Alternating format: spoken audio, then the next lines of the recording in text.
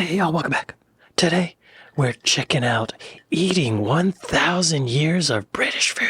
This is Britain, a proud island nation built on conquest, industry, and some deeply upsetting food. Over the past 1,000 years, we've invented some of the strangest, driest, and most tragically beige meals in human history, as well as a few absolute bangers. So today, I'm going to go on a food tour across London, eating my way through 10 dishes, each one from a different era in British history. From plague-era meat pies to modern-day snacks. I'll be stopping at cafes, pubs, chippies and curry houses, each one representing a key moment in this country's long, baffling relationship with food.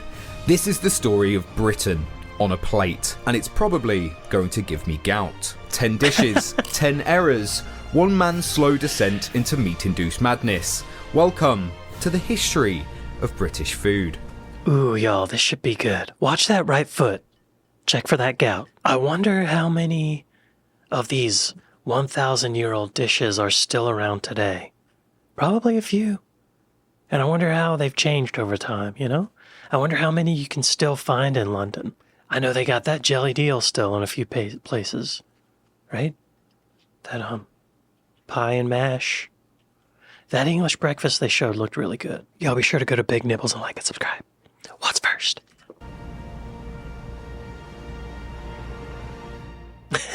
Our journey begins in the Middle Ages, a time where the average British diet consisted of stale bread, ale, and things they found on the floor. Food wasn't cooked to taste good, it was cooked not to kill you. And at the heart of it all was the meat pie. This dish is so established in British cuisine that I immediately see one coming out of the train station. I could have gone to a restaurant, but it was right in front of me, so why not? Why not? The Scottish kitchen is a little pop-up tent that you get outside of Euston Station occasionally. Really simple. This dish has been around in the UK for thousands of years. It's actually our first dish. So, Okay. it's salty, it's savoury, and the pastry holds it all in place. Now, the ancient concept of meat pies dates back to pre-Roman times in the UK. Their pie pastry was basically like an edible Tupperware, not something you can chew like this, with the crust being rock hard, really? made out of flour and oil, designed just to keep the innards fresh. Nowadays, we've sort of perfected the pastry, so we don't need to throw it away or use it as storage. It's actually edible now, which is nice because you can just bite into it like this. Pies even feature a lot in British fiction. Shakespeare killed off 2 of his characters by baking them into a pie. The Victorian legend Sweeney Todd allegedly killed his customers and sent them downstairs to Miss Lovett's pie shop to put them into one of these. Right. So where do we go next after the meat pie? Somehow, Yeah. Meat pie. Y'all, I can't remember the last time I had a meat pie. I had a Cornish pasty maybe eight or 9 months ago. But before, like, that's not a common thing for Americans. I don't think. I've never made a meat pie. I find it interesting that he said that was the Tupperware and that the pastries were just there to keep the insides fresh. That's really smart. But also, like, kind of, no, it's actually brilliant. I didn't know that. What's next? this survived the Black Death, and frankly, I can see why. No one would ever dare steal it.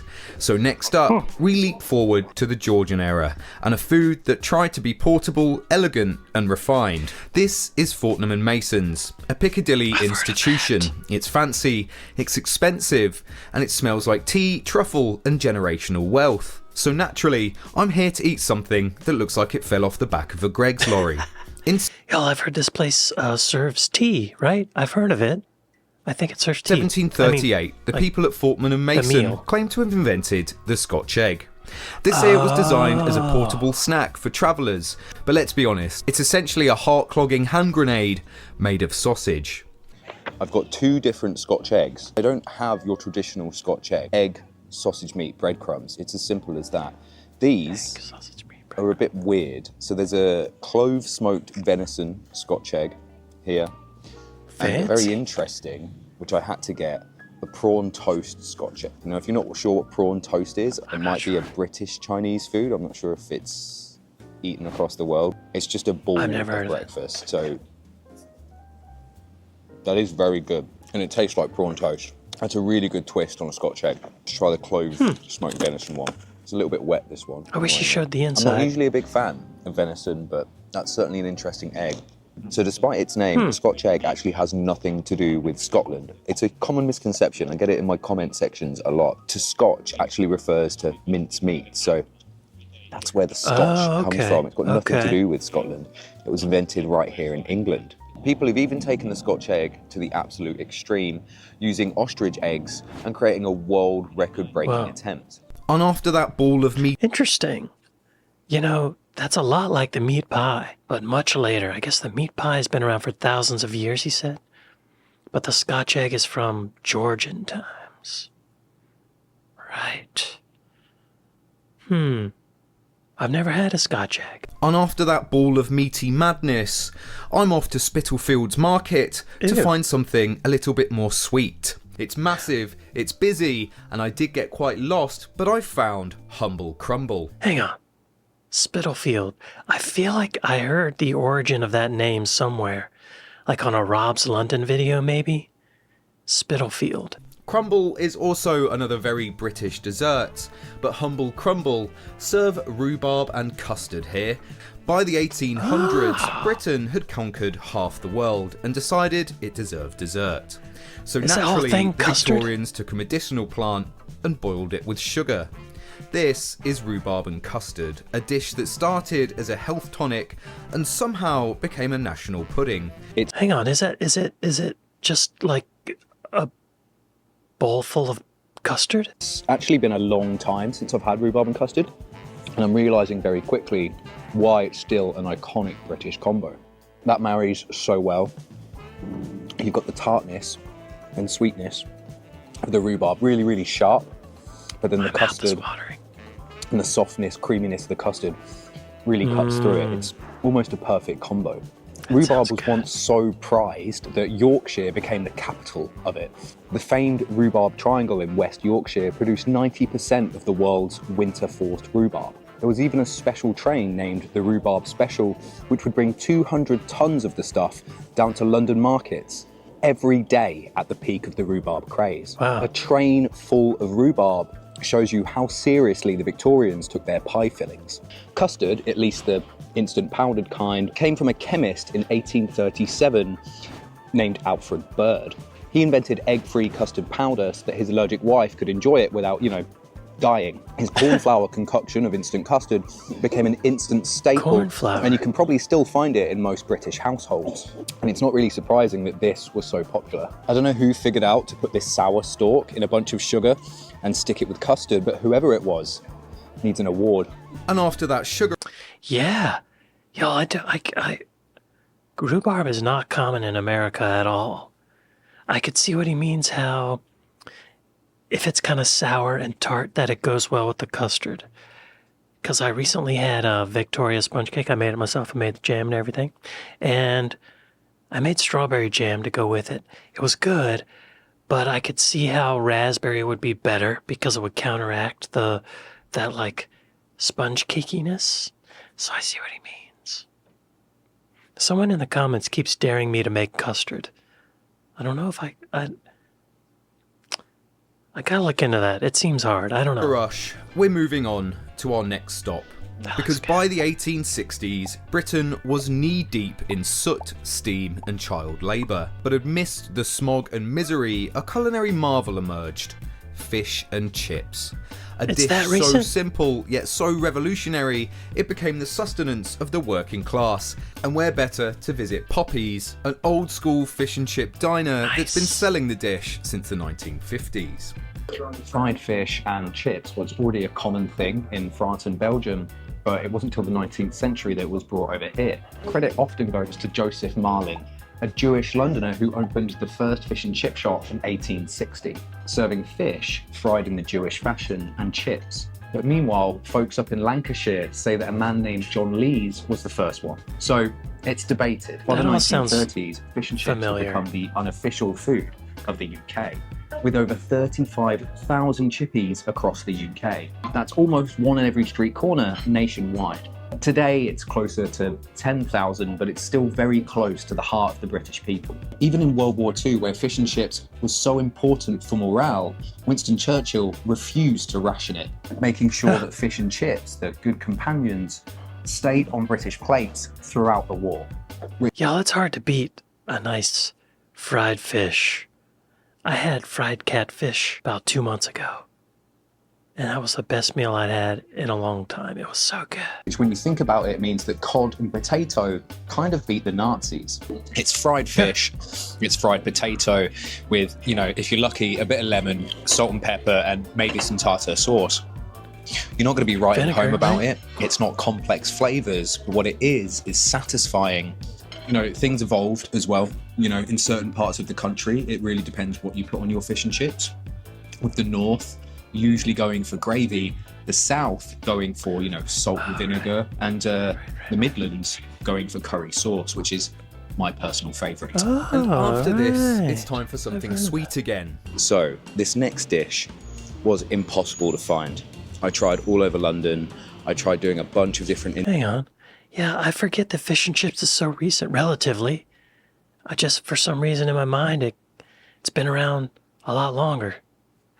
Weird. And after this, it's time for something sweet again. So, this next dish was impossible to find. I tried all over London. I tried doing a bunch of different internet research, and I could not find a single place that would serve me this next dish. What is it? Which, out of all of them, seems to be the only one that's falling out of favour. So we'll have to ask some questions why. But in order to get one, I'm going to have to do this back home. So, smash cut to my kitchen. Now, it's been a long time since I've had a jam roly-poly. The entire thing is very stodgy, quite heavy, and it does really require some sort of cream or custard. I can still get one, but it will be from a freezer aisle in a supermarket. And the fact that I couldn't find this anywhere probably means it's fallen out of British eating habits and most likely left in the 70s. I think that the jam roly-poly has probably been overtaken by the much lighter, easier to eat Swiss roll. This dish first popped up around the 1840s, 1850s. It's an incredibly simple dessert to be made, funnily enough. And in an era before central heating, a big, heavy, hot slab of stodge is really what you need. It's cheap, cheerful, and it's not likely to put meat on your bones, but it will put suet in your stomach. That looks good. I assume that's jam, like strawberry jam, and like some kind of puff pastry thing. I could probably make that. After surviving dessert that doubles as a blunt weapon, we move in to the post-war years. It's the 1950s. Britain is broke, knackered, and traumatised by 2 world wars and a rationing chart that made boiled cabbage seem like a treat. But out of the rubble and the rubble-flavoured food came a hero. A dish so proud, so utterly excessive, that it could only have been invented by a nation desperate to feel powerful again. This is the full English breakfast. It's that recent? Which you can find in any cafe across the country. So I've headed up the road from where I am to find this place. I'm surprised that's so recent too. I do know that the world wars influenced the cuisine a lot, with all the rationing and the resource network resourcing and all that stuff. I mean, yeah, I think it still influences it today, right? Because people got used to eating that kind of stuff. I'm surprised though. It's 6 dead animals, a handful of fungus, and beans. You eat this and immediately feel 20% more patriotic and 40% closer to death. So the full English breakfast, aka the fry-up, was supercharged by Victorian landed gentry trying to show off. In country estates in the 1800s, hosting like a lavish, massive breakfast spread was a bit of a status symbol, basically. A pre-hunt social feast where nobles would lay out half their larder for their guests. You know, just to boast, basically. Look at all this food I've got. It was both hospitality and a bit of a humble brag. Factory workers and coal miners adopted hearty fry-ups to survive the grind of hard labour. And in World War II, as soon as meat and eggs came off the ration, people were piling it high on their breakfast plates again by the 50s. And the 60s were the golden age of the greasy spoon calf, serving up... Okay, so it was actually a Victorian era thing. And people would make it as, like you said, a humble brag. Look at all this food I got. That makes sense. And then after the war, when the rations let up, they could do it again, so it became big Bacon, again. Okay. sausage, and fried bread to anyone who needed to cover from either a long shift or a long night at the pub. A proper full English is debatable. This one has hash browns, which isn't really traditional, but I feel like it's a commonplace item now in Fried modern potatoes. day English breakfast. Yeah. But a proper full English is usually the works. So bacon, eggs, That looks fried, good. scrambled, however you like, sausages, baked beans, all grilled about the tomato, combo. Oh, we put mushrooms, the yolk toast, on it, and yeah. sometimes some black pudding, but that can be quite divisive. He knows how to eat, y'all. Up next is a dish created to celebrate Queen Elizabeth's coronation, and it somehow involves cold chicken and apricots. In 1953, Britain needed a win.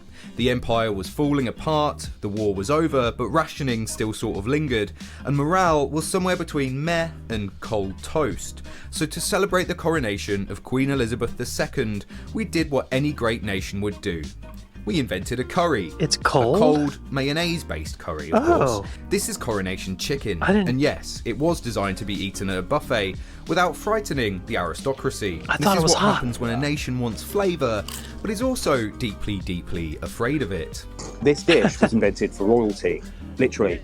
So in 1953, for Queen Elizabeth II's coronation banquet, food writer Constance Spry and the chef Rosemary Hume actually clubbed together this thing. At the time, they called it Poulet Reine Elizabeth on the menu. Basically, to make it sound fancy, it's a cold chicken salad dressed in curry spices and mayo with a few diced apricots in there. The recipe was inspired by Britain's love affair with Indian food. It uses curry powder, which is an old colonial shortcut for some flavour, and it kept the flavours mild and sweet to make sure it didn't scandalise any 1950s palates. Although this sandwich does have a predecessor. In 1935, for George V's Silver Jubilee, there was a similar curried chicken sandwich called Jubilee Chicken. The guys who invented this just gave it a bit of a rebrand. And 70 years on, coronation chicken is still a British standard. It's become the UK's favourite way to jazz up old leftover poultry. And ironically, originally a dish made for foreign dignitaries, is now a commonplace food all around the UK. Coronation Okay. I didn't realize that it was more like a chicken salad. I thought it was like a hot dish. But that makes sense. Yeah, okay. It's like mayonnaise with curry powder. It's like a chicken salad. Chicken salad sandwich. was the end of an era.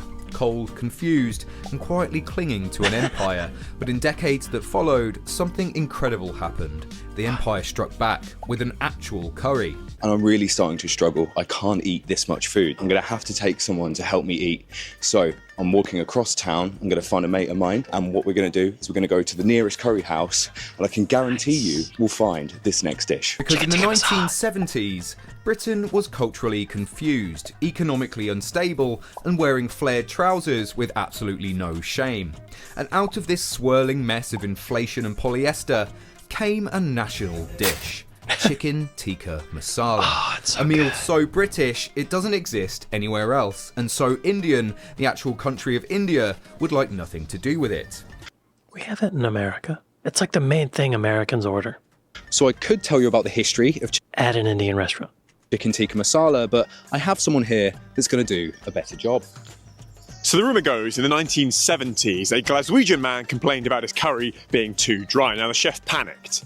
He thought, well, tomato soup, cream and spices, and thus the chicken tikka masala was born. How true is this? Quite unclear. There's definitely been some Indian dishes beforehand that have existed, but the curry has a lot of stories associated with it. In 2001, the Foreign Secretary at the time celebrated it as a dish of multiculturalism. It was a Pakistani chef using an Indian recipe up in Scotland, and it was so celebrated that in 2009 they decided to try and get EU protected status. So think Parma ham, think champagne, those real cuisine defining recipes. Now, sadly it didn't work. But we are left with what is truly a fantastic British dish with real historical legacy, some slightly less savoury, given that it's got some slight tones of British colonialism, but on the whole, it's bloody delicious and should definitely be celebrated. Absolutely. Y'all, I remember the first time I had chicken tikka masala. I was living in New York City. I was working at a recording studio. Someone said, hey, actually the studio manager said, hey, I'm ordering Indian food for the whole staff. What do you want? Put in your order. And I was like, I've never had Indian food. I don't know what to get. What are all these dishes? I can't even read them. The receptionist, her name was Devray McCants. She said, "Get chicken tikka masala. That's what I always get, and it's so good, you will not regret it. Get chicken tikka masala." And I said, "Okay, I'll get chicken tikka masala with an order of rice," and you put it over the rice, and it's so good. That was the first time I had Indian food. It's so good. Chicken tikka masala was Britain's awakening. Suddenly, flavour was allowed. And so, the nation asked itself, if we can do this to curry, Chicken what can tikka we do Yorkshire pudding. to a pudding? By the 1990s, British food had finally started to change its reputation. Gone were the overcooked vegetables, the beige horror replaced with bistros, beards and balsamic drizzle. And leading the charge was this, sticky toffee pudding. A dessert so rich, so dense and so deeply unnecessary, it made the entire nation fall in love with sugar again. And there's no better place to try it than here, as they do a very interesting miso-inspired sticky toffee pudding. Y'all, I've made sticky toffee pudding. Check out my video where I make sticky toffee pudding. It's delicious. It's dark, it's moist, and it comes drowning in hot toffee sauce. It's like someone baked a Victorian chimney sweep and served him with cream. An absolute British classic, right? You'd think this sticky sweet dessert was something that came from the 1800s, but no, actually, It seems it's like rumoured to come around about the 60s or 70s. There's multiple different arguments around its origin. Hotels in Cumbria and Aberdeenshire both make claims to it, and there's even claims that 2 RAF Canadian pilots came over, and the whole thing was just inspired by a maple syrup dessert that they had over here. It's basically a sugar coma on a plate, and by the 1980s and 90s, it was a household staple. You could find it in most restaurants and homes across the country. And it's now considered a very traditional British dessert, usually topped with custard or vanilla ice cream. I've got vanilla ice cream on this one. It's an absolutely decadent, sensational dessert that does send me back in time a bit. I've been having sticky toffee pudding my whole life without even realising its origins. Sticky toffee pudding was a turning point, proof that Britain could do comfort food well if we just added 800 millilitres of sauce. Hey, whatever it takes. Y'all, I think this is the greatest British dish. I think this is one of the greatest contributions British culture has ever given to the world. But to understand where we are now, we have to look back. The nation's true unifier. And no, not the royal family, Greggs. Sausage roll. Greggs is an incredibly popular bakery chain here in the UK. So popular, in fact, it beats McDonald's to the #1 spot. That's amazing. And here we are at the present day. The empire is gone, the economy is somewhat fictional, and the nation is more divided than ever, except on one point. This is the sausage roll, a pastry that unites the builder, the banker, the hungover student, and even the Prime Minister, who's probably had one this morning. Y'all, this is, I mean, you could argue this is a meat pie, right? It's just a different shape, right? Greggs was founded in 1938, but its sausage roll has Really? become the defining food of modern Britain. It's cheap, it's flaky, it's beige, and it's 100% us. This food item fuels people all over the country every single day. And if I had to represent British cuisine in a handheld snack, it's this. From plague pies to pastry glory, from meat in coffins to vegan sausage diplomacy, I've eaten 1,000 years of British food. Some of it was brilliant, some of it was beige. Every bite tells a story of conquest, class, survival, and gravy. So what have we learned? That history is best served hot? And that Britain, despite everything, still knows how to put something stupid in pastry. If you enjoyed this deeply irresponsible act of historical digestion, you'll love my book, The Official Sandwiches of UK Towns and Cities. It's full of recipes, jokes, and probably shouldn't be in print. Just like this video, link is below. Subscribe if you want more food history, rage eating, and meals that make your ancestors cry. And if you didn't enjoy this, you're probably the kind of person who puts ketchup on a roast dinner. Either way, thanks for watching. Y'all be sure to go to Big Nibbles and like, subscribe.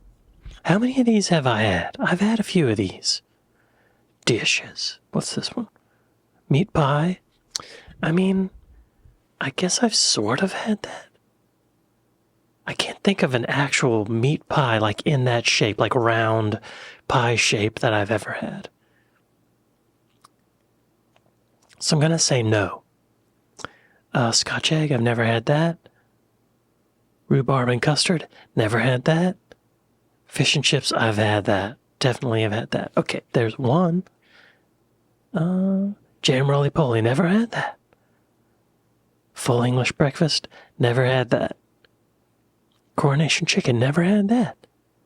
Chicken tikka masala, I've had that many times. That's what I always order at an Indian place. Sticky toffee pudding, I've had that. And Greg's sausage roll, I've never had. Y'all, I've only had 3. What have I been doing? Damn. I was surprised at how recent a lot of these were. A lot of them just after the war. World War II is what I'm talking about, kids. Well, y'all, I'd like to thank my patrons. I'd like to thank my Buy Me a Coffee folks. Thank y'all for watching this with me. And I'll see y'all next time. Later.